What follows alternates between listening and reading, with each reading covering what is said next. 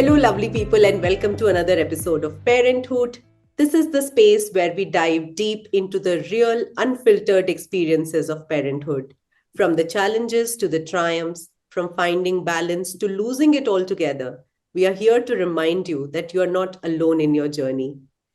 Today's episode is one I have been especially looking forward to. Joining us is the incredible Sanghamitra Chakraborty, a seasoned independent writer and editor whose words have shaped many a narrative.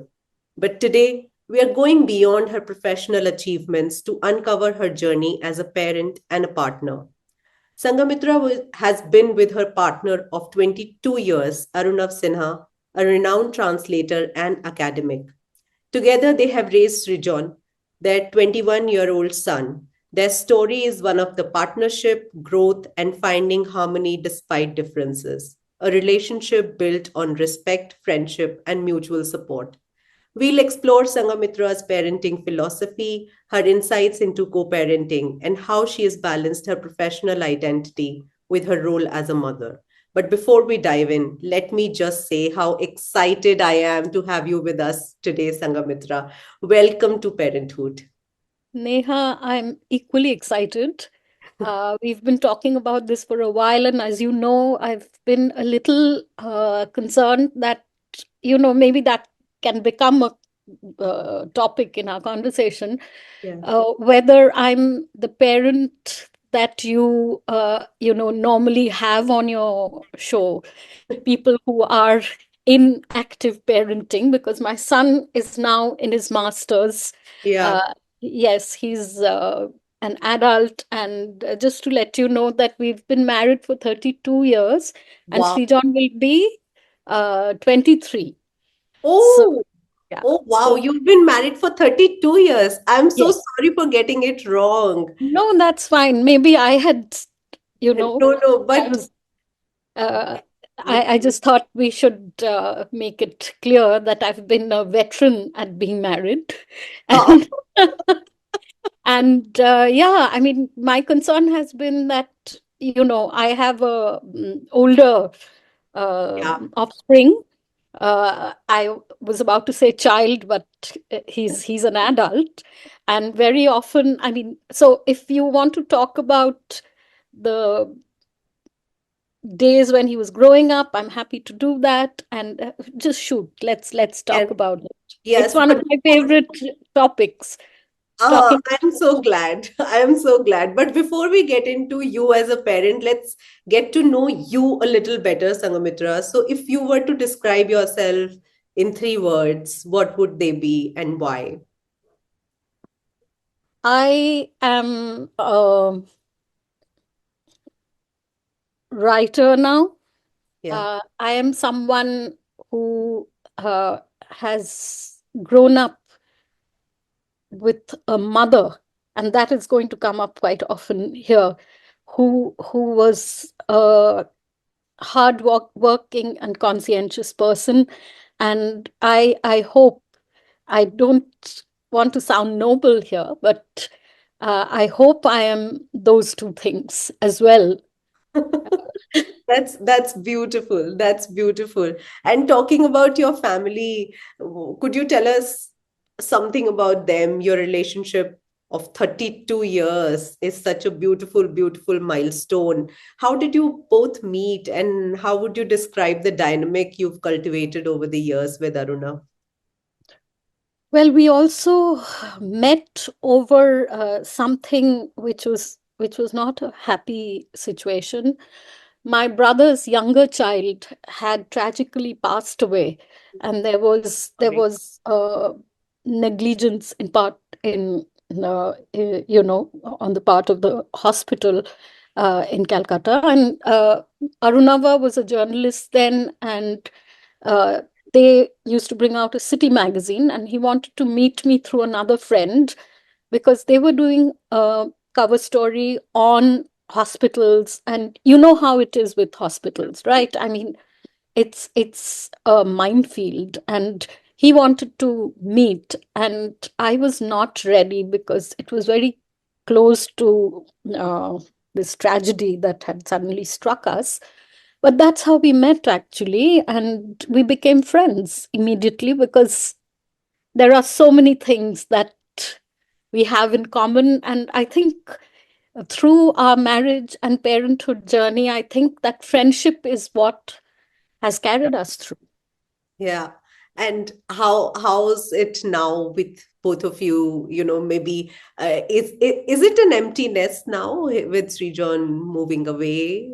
Well, very much so. Particularly, I think I was hit harder Yeah. by the emptiness because this was around the same time that I stopped working. Yeah. Uh, I'm not saying I would have forgotten that I would come back to a home where our child wasn't going to be there in his room when I returned from office. It's not just that. It was also, I was dealing with emptiness on different fronts. Right. There was another loss in the family. My brother had passed away, and therefore it was a time which was not very easy. Mm. Therefore, I think I was a little more sort of affected by it, and I had to actually seek help around that time. Uh, and Arunava also, of course, he went through his own journey as a father, but his time was far more sort of filled up with different Yeah. things at Right. the time. Therefore, he was on the surface, he coped better. But Right. I'm I'm not sure whether, it was any easier for him. It can't be. Yeah. Yeah. And tell us about Srijan. How is he like? His personality, his traits, some of his quirks. How would you see him as a person? Right. I am, as I said, this is my favorite topic. Being able to talk about your child, I think, is what everyone likes. Yeah. You know, even if you ask a Nobel laureate about their children, they'll be, they're in a puddle. Yeah. Uh, and they will be happy to talk about this. So I hope not to gush and also not to sort of think about the things that would irritate me and get sort of in a frame of mind which is not so pleasant. Yeah. So it's hard, actually. I think that is something that all of us parents share in common, that it's a hard thing to do with objectivity and Yeah. dispassionately. Yeah. So, but I will try my best. Our son Josh, he's Srijan for his friends and the rest of the world. He was a very somber child. When Hmm. he was tiny, even then, I mean, my heart would break when I would leave for work because of that face of his. Maybe Oh, he's having a good time, but it was still that face that just broke my heart. And he he's of course he's grown up to be an intelligent, witty person, yeah. and there are lots of other things that things that I appreciate about him. And one of the things, I mean, is that even when he was a child, like I said, he was somber, and he had this appearance of being sort of wiser than his age at any age, whether it was like 1.5 years or 8 years. So, and I was telling him this the other day, that I unfairly expected him to be mature. Yeah. Okay, because that is the impression you have even as a mother. I Yeah. knew, and mothers always think your child has never grown up. Your child will always be your child. But I think I'm guilty of this. I Yeah. have often expected him to sort of grasp, uh, work out things, understand what I'm telling him, Yeah. and retain it, and then sort of use that to respond in future always, which I think is very unfair on my part. But Yeah. I've already apologized to him a few times about it. Has he Uh, forgiven you for that? yes, he laughs about it. He laughs about it, and he will not give up any opportunity to sort of, uh, say that, oh, okay, but that's how I am, and that's how you are, and so on and so forth. But I have to tell you that, although he's fairly sharp, he's the king of repartees sometimes and everything. He's a kind child. Oh, Yeah. So he on the whole, I've never felt that he's getting back at any of us right. for what he has experienced. And I can tell you, when we talk about it, I mean, there are a few things that my heart breaks. I made huge mistakes when he was a little child. And, somehow you want to go back and say sorry. Yeah. But I don't get into long conversations about it. I Yeah. prefer to just give him a hug Yeah. uh, when I feel overwhelmed with those feelings. Yeah. And I have a feeling now that he's growing up, he understands a lot of it. Yeah. And he says that he's proud of everything that I have been involved in, done, and so on. So it's he makes it easy for me. He Yeah. makes it easy for me. How beautiful is that? And what were the early years like for you and Arunava both? And how did you navigate the journey of parenting together? Right. It, I mean, I don't think it's easy for anyone, Yeah. but for us, it was, I mean, here we're assuming that there's a certain degree of financial security, there's a certain degree of security as far as a home and other basic things. And we're very fortunate that those things were not um, a problem in our case. And also the privilege and what it immediately sort of comes with. Right. However, I must tell you that my parents were both gone by the time I had Josh. And in any case, my extended family, my brother and my sister in law were there, and they've never let me feel that, you know, um, my parents were not around. My brother was considerably older than me, and they kind of had our backs Yeah. throughout. Now, the problem was that we were not in the same city. First, we were in Bangalore, and then we moved back to Delhi. And my family and Arunava's family are in Calcutta. Right. So, there's always this thing that you obviously, when you have a family, uh, it's a, I think at the back of your mind, you feel secure. Right. Some or the other, that okay, there is someone to reach out to. So my initial struggles were very practical. Mm-hmm. I didn't really have anyone to tell me what to expect. And I did read up a Yeah. lot, that series, What to Expect When You're Expecting, and what to expect in the first year, second year, blah blah blah. But a lot of that, it helped.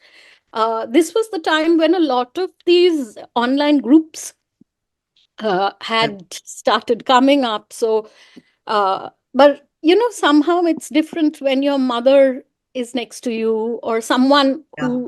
who has a lot of affection for you, knows and understands you, who can sit by you and just keep their hand on your back. Yeah. That is all. You don't really need, because every child is different, every parenting journey is different. And uh, I just didn't have anyone to tell me that it's not always going to be like this. It's Yeah. going to, it's going to be.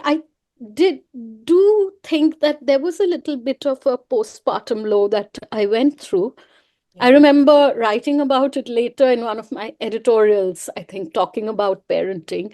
Arunava had come back from the office and he found me sitting with Josh on my lap and Waterworks. Oh, So, and he kept asking me what was wrong. on. And I couldn't really respond. I just couldn't respond.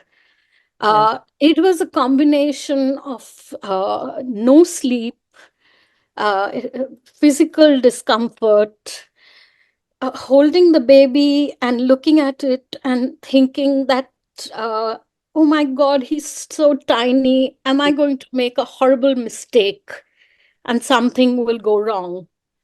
Um, and I had gone through a precious pregnancy. Precious pregnancy is, Yeah. I guess you know what it is. I started bleeding in the beginning and I was laid up. So it was all very, oh, are you moving again? Don't move from one side of the bed to the other. Don't turn around. I mean, everything was sort of uh, gearing me up Yeah. for something which was going to be a horrible eventuality. I mean, Right. so, even childbirth became a little bit of an, I was very anxious throughout, I think. Yeah. And that was the beginning. And then when we moved to Delhi, it was stupid. I mean, these are things that you should always listen to people who have experience. So we were moving from Bangalore to Delhi, and I should have really gone with the baby to Calcutta because the weather there is moderate. It was January, it was gloomy and cold. Yeah. Uh, Josh got a horrible cold and he started wheezing. He had to be taken to the hospital. So, lots of things that were extremely anxiety inducing. Yeah. But I think I started enjoying the process once we settled down here. And of course, I knew Delhi. There were lots of friends, there were people who I knew. That's when the good part started. And it lasted until it was time. In fact, my office was very, very considerate and thoughtful. Both my bosses were women, and Yeah. I cannot tell you, I still have not forgotten their support and how they stood by me Yeah. at the time. But the second phase of the struggle started when I went back to work. Yeah. Yeah. Who was taking care of him then? You had hired help? Yes, so that was the biggest concern. Yeah.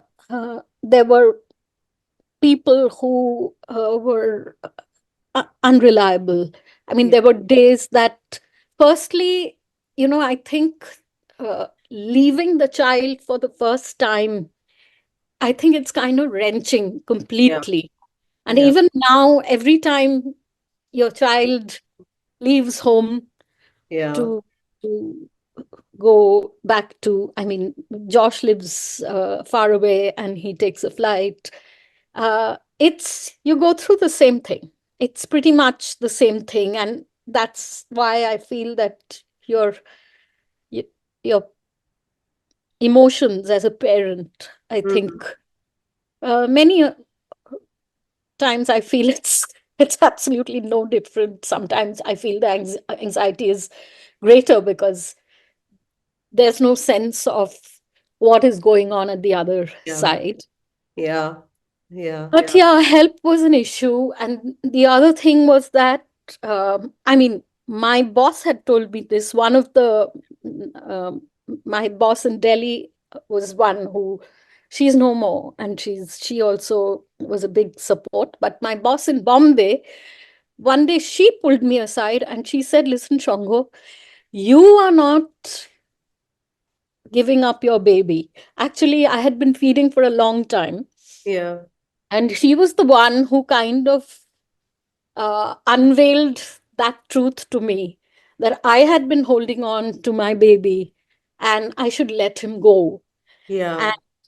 Because there were situations where, I mean, one particular evening when I used to work a little late on Fridays and Saturdays because Yeah. I used to work for the Sunday paper of Times of India, Sunday Times.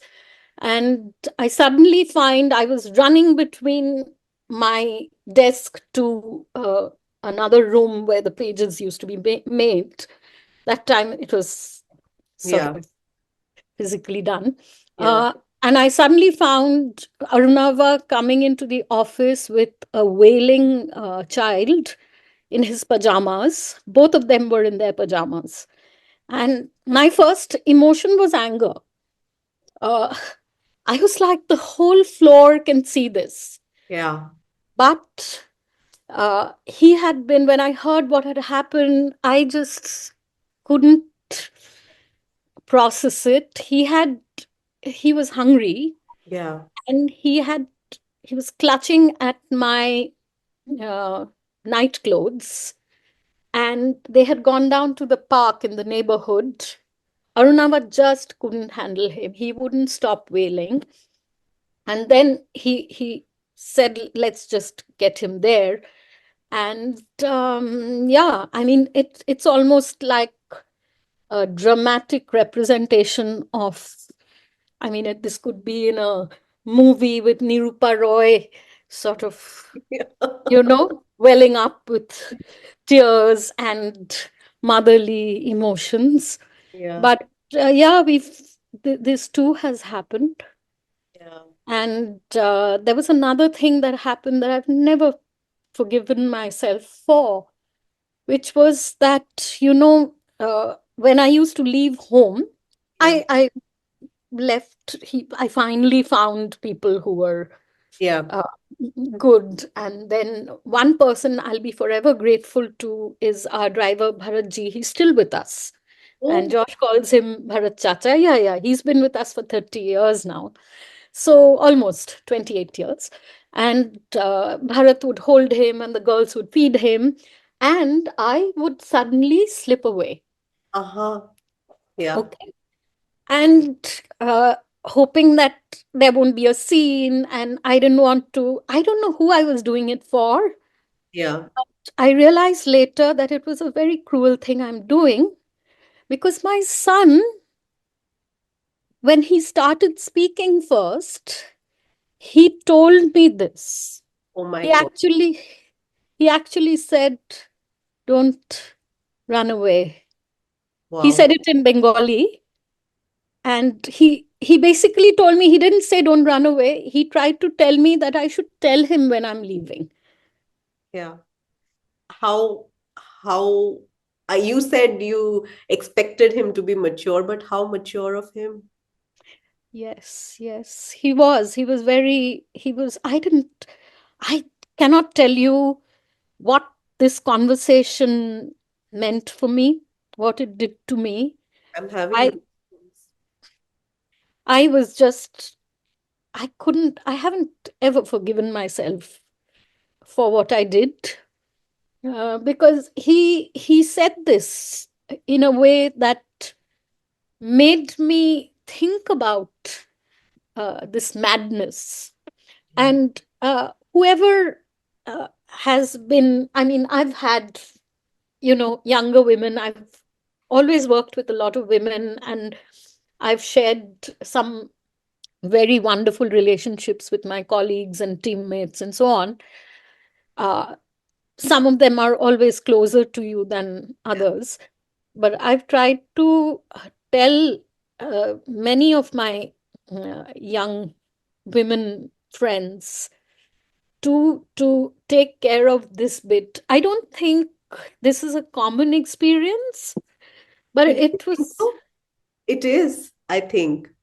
this running away thing. Yes, I think it's very, very common. That's how you go. That's how, I mean, we've been talking because I think in my network, we've been talking about it a lot.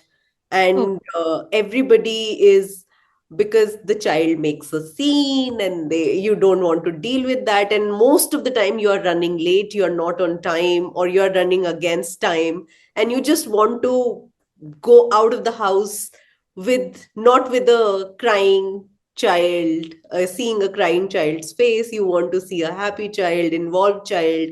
And when the child is busy doing something, you just slip away. That's how we all have been doing it. Yeah. And I have been torn about it myself, but first of all, I don't leave house that much. I'm fortunate to be working from home always, but whenever I have to go, I think about it. And sometimes when he's in a good mood, I say bye and I leave, but sometimes I have to leave. So Hmm. Hmm. yeah, I think it's not you should not be so harsh on yourself. You know how it is, right? I mean, I was I was a slightly older mother, Yeah. but the reason I'm harsh also is because, just like you said, when I've thought about it, I've asked myself, why was I doing that? And I realized that I was doing it for me. Yeah. And that is selfish. That is selfish. And that is something that I've tried to compensate, obviously, but it was also a bit mindless. Yeah. I don't know what I was thinking because, like, we all like to think that, you know, along with all the other qualities from our parents, all the best things, you also inherit some intelligence. And I was kind of very angry with myself that I did this, and my son had to tell me this. My little child had to tell me this. But then that became something that, you know, helped me. I didn't really have to read a parenting book Right. or listen to a parenting podcast to know that you learn from your child all the time. Yeah. They Yeah. show you the way, Yeah. just as you do. Yeah. And it's beautiful you say that, because I next question that I want to ask you is about yourself. How you see yourself or sense of self evolving after Josh came into your life?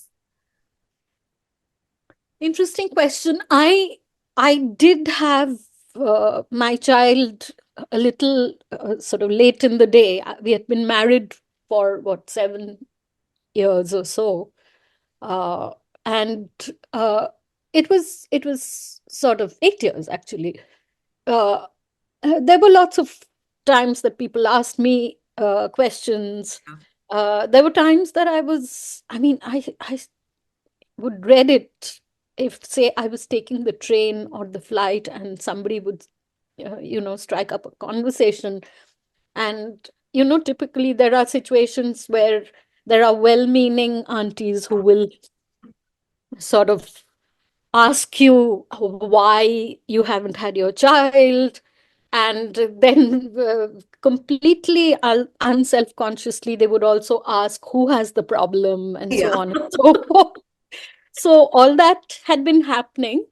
So that was one part of it. But I don't think, because I live away from the family, Yeah. it was not a huge thing. Only when I was there that um this would happen a little bit. Otherwise, it wasn't really a big issue. And the other thing was that, um, you know, my desire so I was very keen first to adopt and then to, anyway, it didn't work out. Everything didn't work out the way that I wanted to.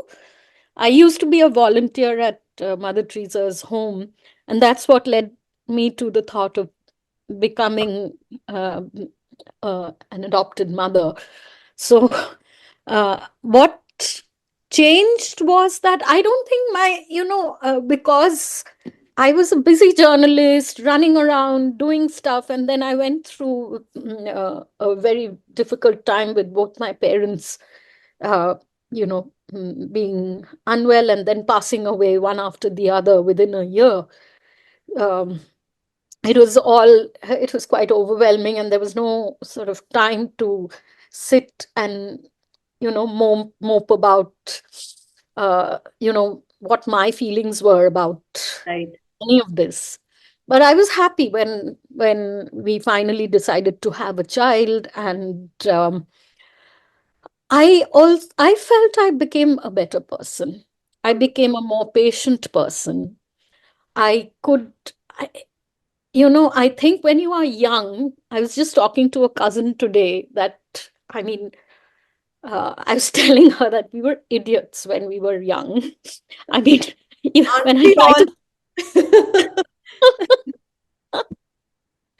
so, the complete lack of self-awareness is what I'm talking about. I don't think you are lacking in empathy, kindness, or you're not well-meaning. Yeah, I like to think that we grew up in a setting where, we had a wonderful childhood, and I mean, there's no excuse for being daft yeah, as a 20-year-old. But then I think it's the nature of your age. I yeah, think that's what happens. It was I became a mother at a time where, like, I entered my mid 30s. I was 34, and when I eventually 35, when I had the child, yeah, I think I was a mature mother. I didn't have a child when I was in either my mid 20s or early 20s, which a lot of women in my generation did, actually.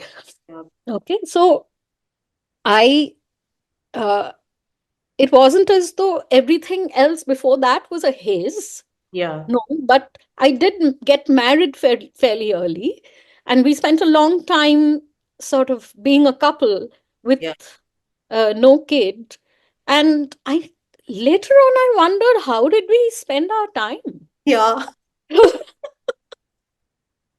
What did you do? And you were so busy. And what were Yeah. you busy with? Did you feel that way yourself? Yeah, now I feel, what was I doing with my days? How how how did I ever get to say that I was busy? That's true. Yeah, That's true. It's something that, so I think when you become a parent, I think it happens to both men and women. Uh, when you become a parent, I think immediately what happens is your empathy level sort of goes up several notches, right. because you're immediately able to feel the pain, see the point of view, uh, and feel either the joy or the happiness. And what immediately happened was that I was fighting with my husband about. We were fighting before that, but now we were fighting about the child. Yeah. So that didn't change, though the topic, we had Yeah. found a new thing. To And fight about. those, yeah, and then I would think about what was I thinking when I was fighting about, some stupid trivial matter, Yeah. which, and I don't know whether motherhood brings in a little more, some kind of you sort of expunge some of the dead cells from your brain. Yeah. Brain Nature is also trying to tell you that you need to protect your offspring. You Right. need to be careful. You're a protector. You're a feeder. You're all of this. I Yeah. think. I think I became a more intelligent person after less wrapped around myself, Yeah. far less worried about the way you looked. I'm not talking about the physical Physical. Yeah. aspect. Yeah. I'm talking about, it doesn't matter what anybody else will think, that you couldn't do this for them. You Right. you have to get your priorities right. Right. So Yeah. Yeah, that sounds beautiful. And what you've been, because you've been talking so much about what you didn't do right. I want to ask you, what is the one thing that you think, which is a value or a life lesson that you have instilled in Josh, that you are truly, truly proud of, that this is what I have done? Well, I think what I feel happiest about is he has a dil. Uh-huh. Okay, that is the beginning of everything, isn't it, Neha? Yeah. So I just feel that he feels deeply. Mm-hmm. He, I have seen him being moved by uh, situations where I too am moved. Mm-hmm. That is something that I feel that is, and there is this whole stereotype of a boy Yeah. versus a girl. Yeah. So I'm happy that of course he has his sort of, he doesn't want you to know that he's going through a hard time. He'll tell you later, or when they grow up, these things Yeah. happen. But because he has that dil, everything else flows from that. So the Right. his discipline, what he has taken up for his academics, to his career choice, to how he reacts to what is going on around him. I think it is that, and I think it's both Arunava and me that we've just very often, when you become older, you sort of uh, we are in this journey of protecting our own dil. Right. Yeah, that you don't want to be degraded. you Yeah. don't want to be you don't want that violence to touch you, Yeah. whatever it is. I'm not talking about physical violence. I'm just saying what is going on around us. And sometimes what happens is you start feeling flat. Yeah. You start feeling as though, and this has happened to us over I think certainly the last decade. I think we've all been numbed, Yes. um, and we've actively kind of encouraged ourselves uh, To to not. be to not feel. Yeah. Yeah, because the moment you feel deeply, the moment you let something touch you, uh, you kind of, you worry that you will crumble. You Yeah. will worry that you'll be dysfunctional. You're not going to be able to do all the practical things that we are expected to do every day, and each day we wake up, Yeah. and so on and so forth. So I just feel lucky that I feel his dil. I feel when he speaks about it, there is about, say, whether it's his friendships, or when he's angry about what he's seeing in the world, Yeah. or the big and small, you know mm, uh, wrongdoing or injustice that we see every day. I sort of quietly say, yes, yes. How reassuring. I'm so happy about that.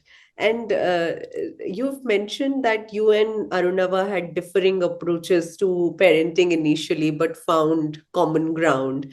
Can you share more about those disagreements and how you worked through them? Well, one of the things that I had a huge problem about were handing gadgets to our child. Yeah. And Arunava always felt that you cannot stop that. Right. So, and I was coming from a point of view of uh, sort of having read up, and also beyond the point, I was the editor of a health magazine for women. So there was a lot of material that I was sort of exposed to, that sort of led me to this belief more and more. So Yeah. this was a huge point of disagreement between us. Mm-hmm. And well, I don't know that. I mean, you either see the point of view or you don't.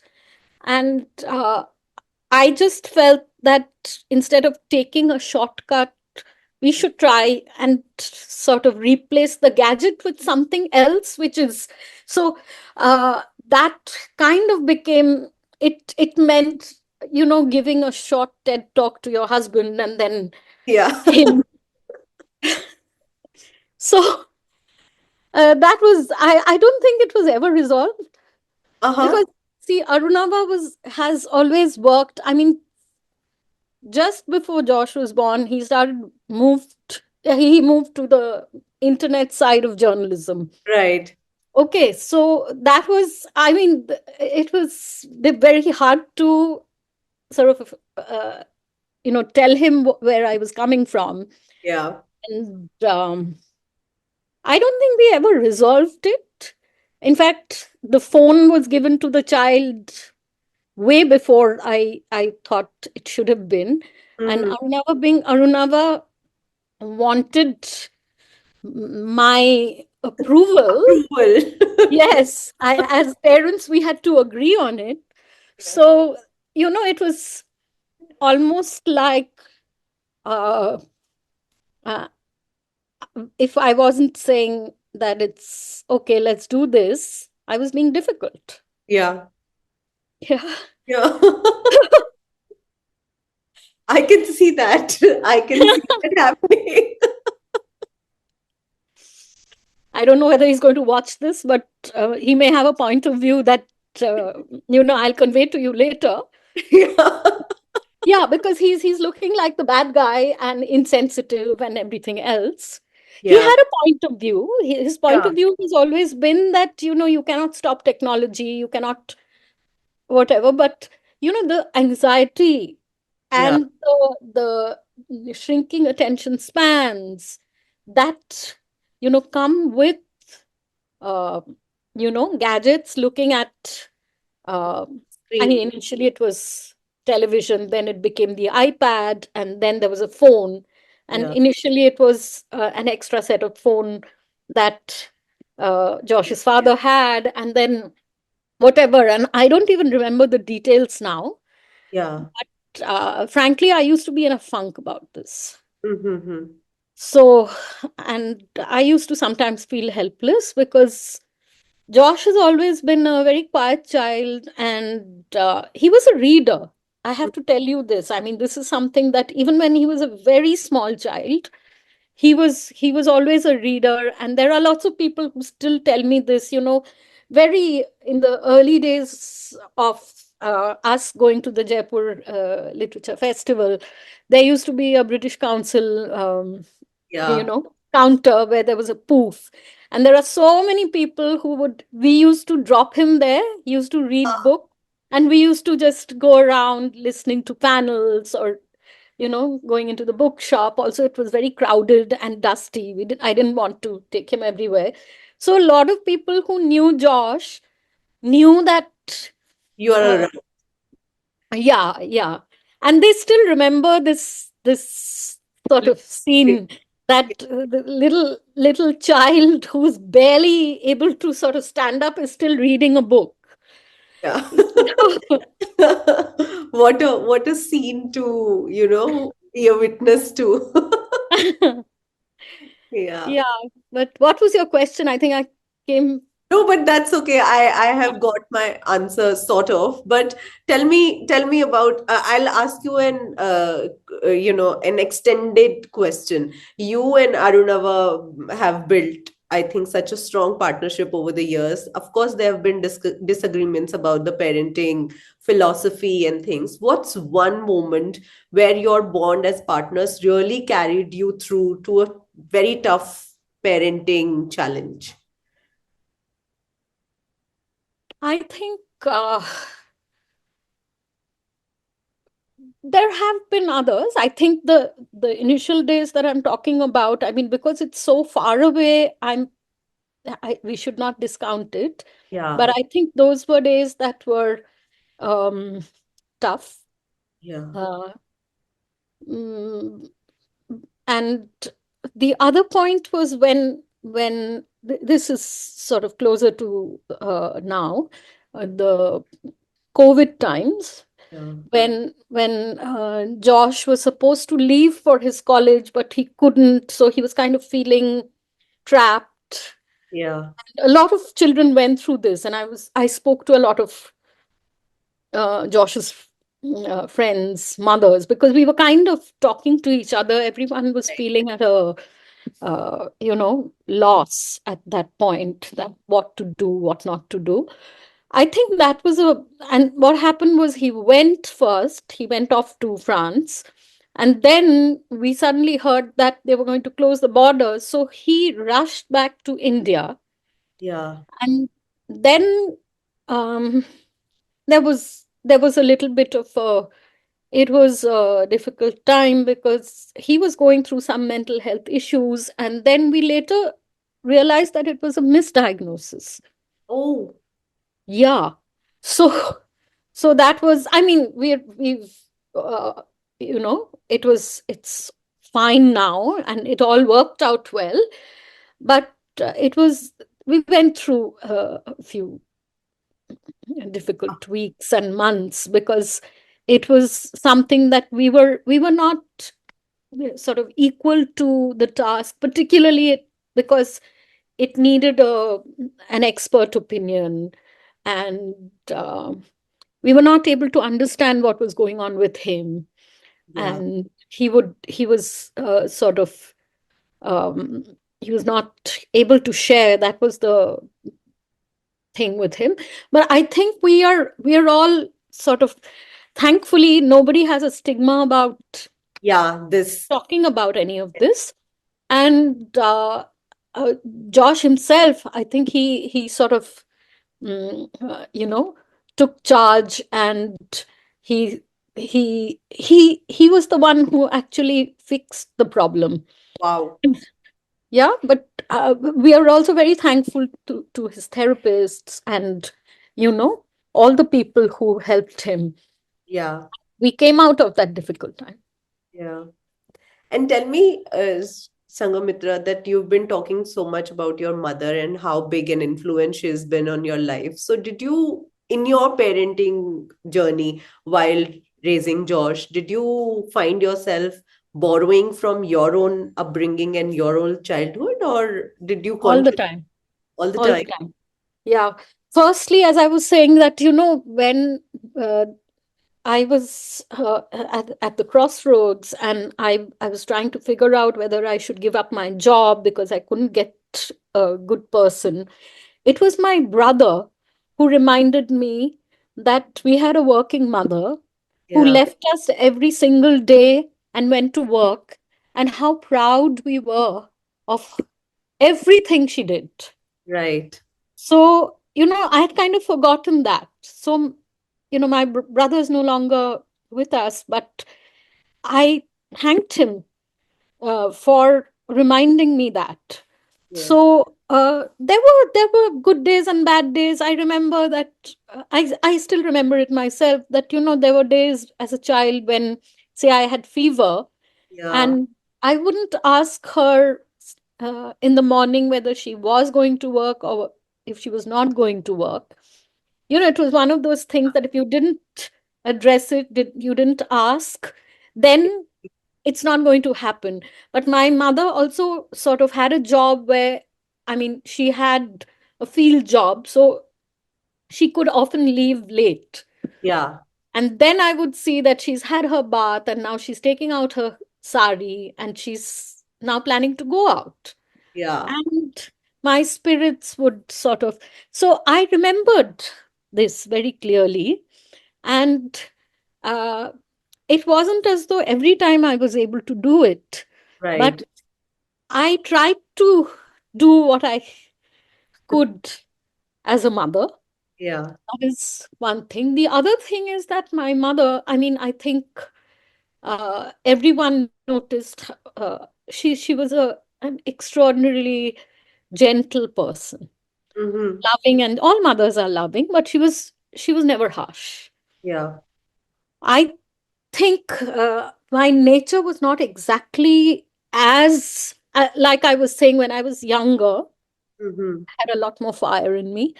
So, but I used to kind of prompt and tell myself that, you know, I mean, Yeah. there were times that I was, I used to be very, very sort of careful about, uh, not riling her up, Yeah.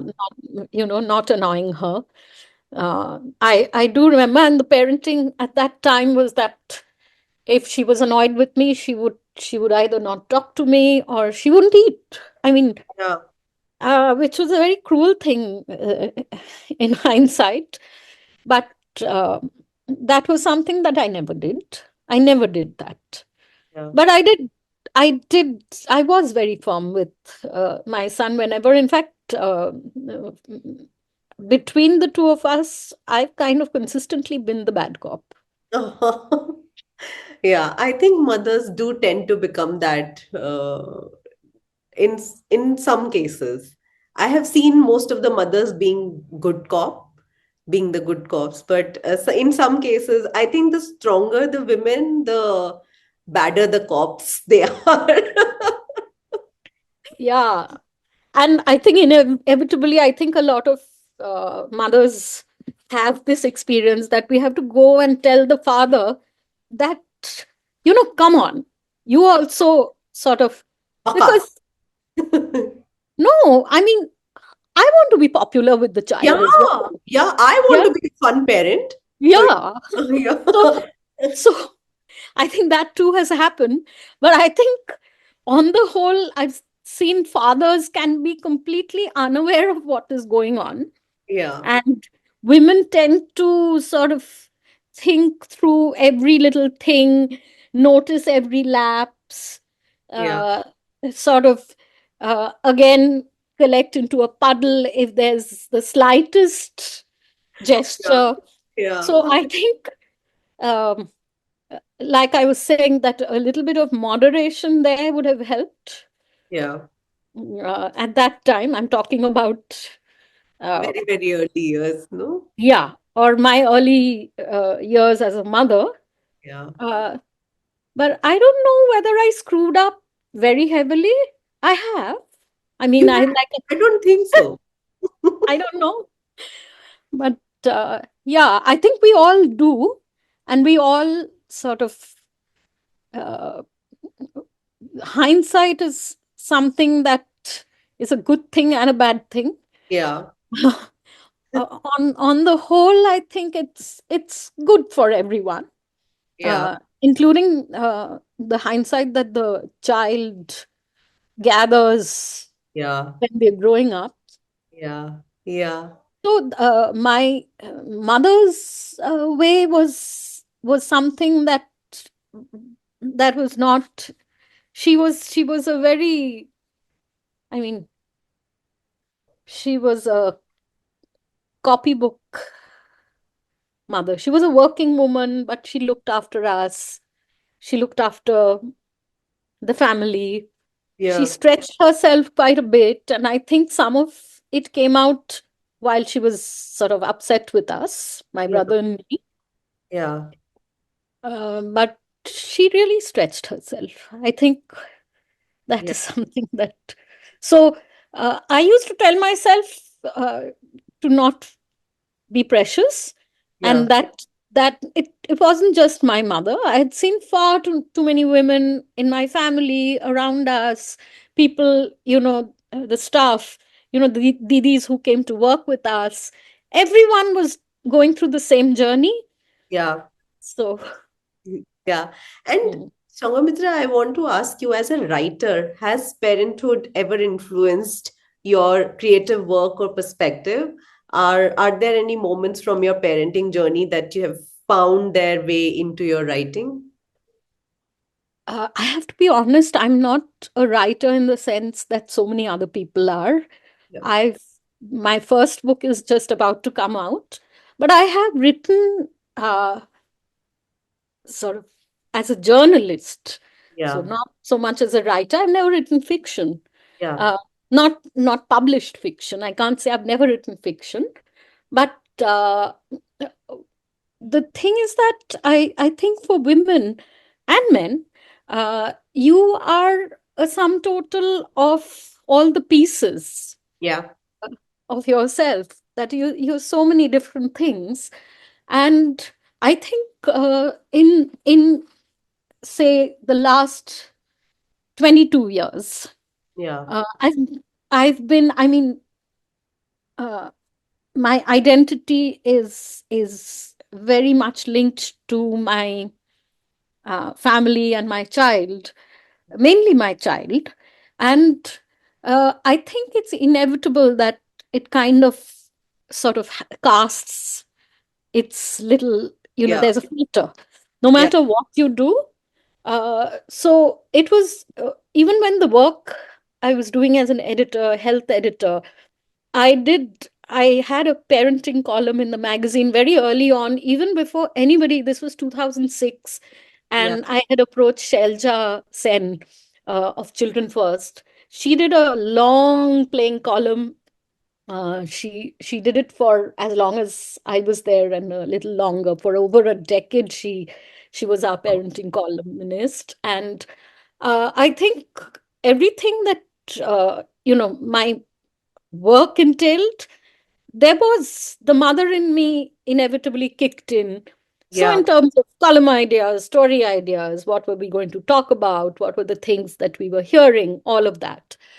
When it comes to sort of the actual act of putting words to uh, paper or screen, I think it is something that, so I just did a biography of Soumitra Chatterjee, who's Yeah. an actor.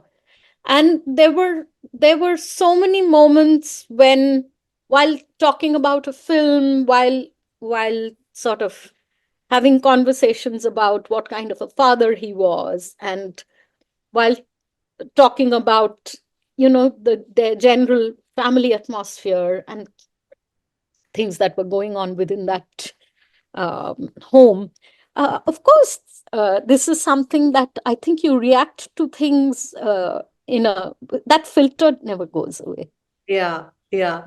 And you've been talking so much about, your younger self, even though you became mother at that time, a late age. But if you could give advice to your younger pre-parent self, what would you go and say? Calm down, firstly.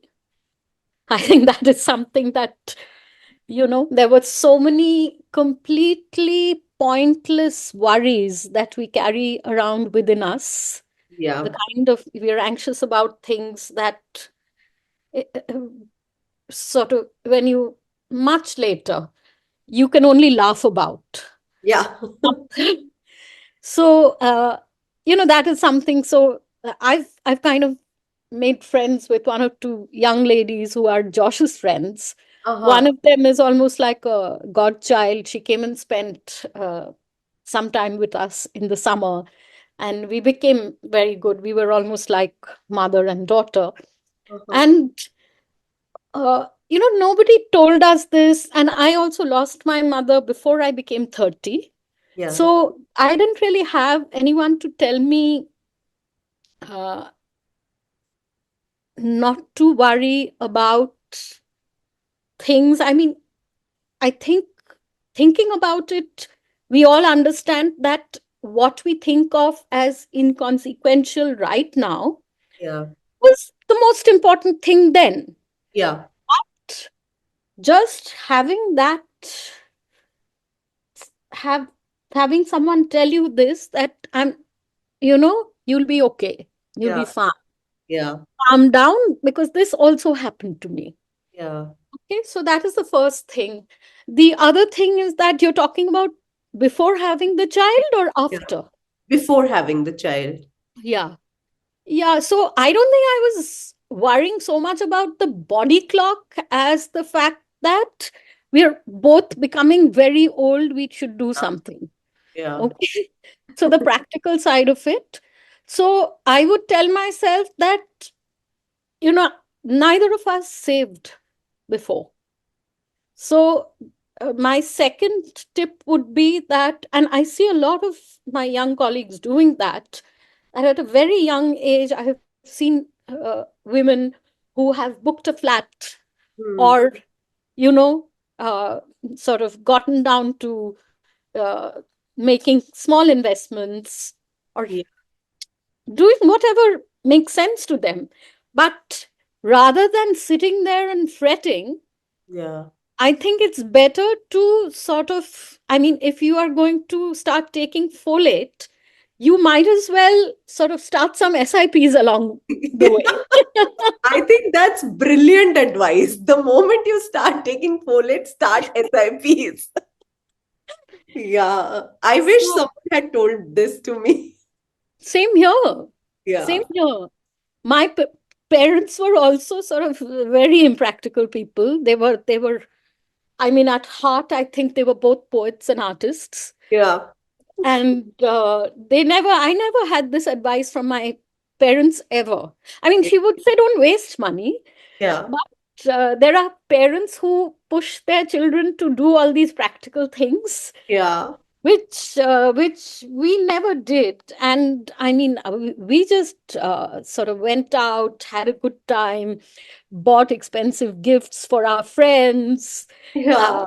uh, invited people home, and many things that you have nothing to show for except having a very good time, which is very important. Yeah. But some of it could have been, it wouldn't have made a difference because we really don't know where that money has gone. Yeah. And Sanghamitra, what's one thing you hope Srijan or Josh, as you call him, carries with him from his upbringing as he navigates adulthood? Us, I hope. Uh-huh. Uh, this home. Yeah. Mm, because there are times that, in fact, last summer, it was the first time I went and actually spent some time with him in his house, in his room. And very often, while talking about, I mean, when he refers to home, okay, there have been times when I assumed he was talking about this home and he was talking about the other home. Yeah. And it can be a moment of truth. Yeah. Uh, there is, I mean, there's no arguing that the home that you go back to every single day of the year, rather than just a month or a few Yeah. weeks in the year, is your home. But um, that is something that I hope he carries his home Yeah. within him too. We all do. I think no matter how far you travel, I mean, uh, when, say, I dream about the house where I grew up rather than the house we moved to later. Yeah. Yeah. Yeah. So I just hope that this home is that dream house for him. Oh, that's so sweet. That's just so I don't know. It's heartwarming and heartbreaking at the same time. It's really beautiful. That And is parenting, I think. yeah, yeah. And on that note, how do you define success in parenting? Is it about the values your child carries forward, the relationship you share, or something else entirely? I think, I think, you know, uh, the relationship and its enduring nature, the fact that you will always, I mean, I'm talking about me. Yeah, Whenever I eat something which I like, or there's a beautiful sort of sunset, or uh, I'm I've read a book which has moved me. Uh, there are any number of such moments in our life yeah, where you want, now, in the beginning, I used to sorely miss my parents, mainly my mother, because she was a traveler. She was a reader. Yeah. She was someone who would totally get, I mean, anything that I may have inherited by way of, a heart is Yeah. all from her. Oh. So, so I used to, there's a time in your life when you miss your parents. There's a time when you're in your life when you miss the person you've fallen in love with, when that Yeah. happens, that, oh, I wish she or he was here. And then there is a time in your life when, and that is this stage of my life, that no matter what I do, I mean, it's impossible for me to sort of make sure that I share each experience that I have been able to perceive and sort of thought precious. Yeah. Uh, it's impossible that I'll be able to share it with Josh. Yeah. But each time, without fail, I think, say, when I've tasted something good or I've made something good myself. I mean, I cook sometimes. Uh, I inevitably I'm going to make this when Josh comes, or Uh, I'm going to bring Josh for this meal, or I go to Shantiniketan and during the Bengal Biennale, and there were so many such moments, and I came back and I said, okay, 2026. Uh, Maybe I should tell him from before, and if he can come, and there'll be. I mean, as a parent, you'll think about this, plan, um, fantasize. yeah. But I mean, it's a moment's conversation with the offspring, and they'll say, oh, 2026 May, I am doing something else. And that's that. And all you have to do is brace up, tell yourself and tell your friends who are going through this phase that it's all right. Again, I tell myself, calm down. Yeah. Don't let the waterworks flow.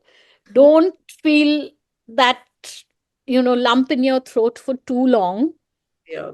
It's all right. Yeah. Yeah. And now to wrap it all up, if you could encapsulate your parenting philosophy into a single sentence or insight, what would that be so that our listeners can take back something? This is again, I wish I could say it in a sentence, but for this, I'm falling back on another lesson that I've learned from my very wise son. I had once told him, and I think uh, I was trying to get something out of him, right? I wanted to know something. And I Yeah. thought I was being very clever.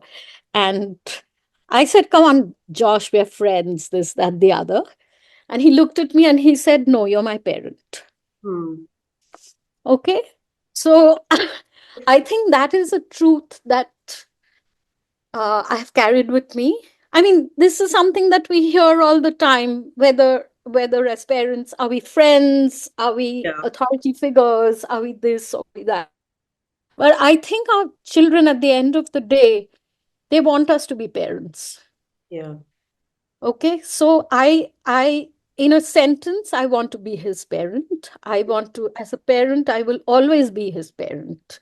Yeah. And I want to be that person so that, uh, you know, uh, I can be that tree under which he can come and rest, the harbor and shelter where he will not worry about breaking down and sort of saying that I made a mistake or I screwed up, uh, or the Nirupa Roy, Mother India figure that we all have grown up with. And as I said, I like cooking. I like cooking for the family. I like cooking for my son. And Um, I mean, I serve something to him, and I look at his face to gauge what it means for him. And sometimes It it doesn't. means nothing, Yeah. absolutely, absolutely no movement, unmoved. Sometimes there's a casual, oh, this is good, this is nice. So, for which you wait all year. Yeah. But I never tell myself, don't be that mother. Because this is who I am, along with, you know, uh, a feminist, a Hmm. writer, Hmm. a person who is capable of critical thinking and objectivity. I'm also someone who feels waves of emotion Yeah. and sort of unlimited love, Yeah. unlimited impatience and anger. Yeah. So I feel I want to be a parent, that parent who has the responsibilities. I will also say that I want to be responsible. And if there is a time that he needs to be responsible, he needs to know that. Yeah.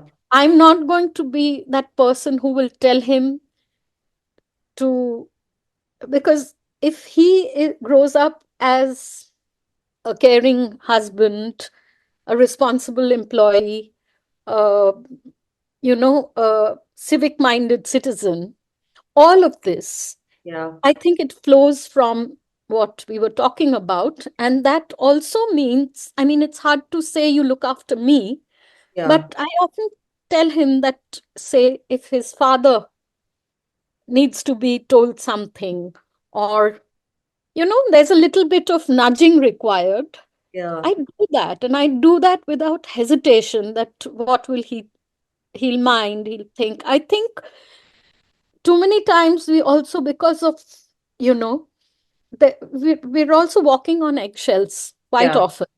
Yeah. So I think I'd like to be a little less self-conscious. Hmm. While empathy is important, but it's also important to sort of tell your child the stories of your family, the stories of how we grew up, if there were challenges, if Yeah. there are financial challenges. I mean, not for insecurity or asking for help, but Yeah. they should know as they grow up. This is Right. not for very young children, obviously. Yeah. Yeah. It's Yeah. only for children when they are growing up, and there may be family secrets that are not relevant for Yeah. their upbringing. That Yeah. was a long thing. That wasn't a single No, line.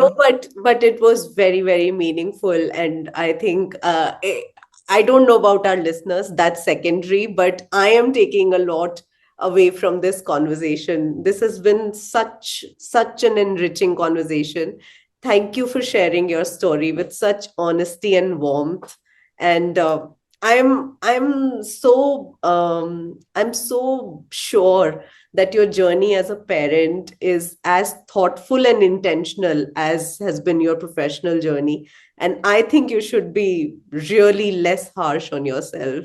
It's painful to see how harsh you are on yourself. It's mm, I yeah. think that's a mother for you. Yeah. But thank you for sort of provoking me to, you know, talk about these things. I haven't spoken about these things in a while now. Yeah. And I hope it touches your listeners in some way, builds some kind of connection and resonance. And if they're able to sort of, even if it means that they're able to console themselves, Yeah. because, as mothers, we are often unconsoled. And that is where we have to hold on to each other and move forward. Huh. How beautiful, how beautiful. And to everyone listening, thank you for tuning into Parenthood. If you enjoyed today's episode, please take a moment to share it with a friend who might need some extra encouragement. Don't forget to subscribe so you won't miss any of our conversation with other amazing parents. Until next time, keep embracing the ups and downs, and remember, you're not alone on this journey. This is Neha Garg signing off from Parenthood. Take care, everyone.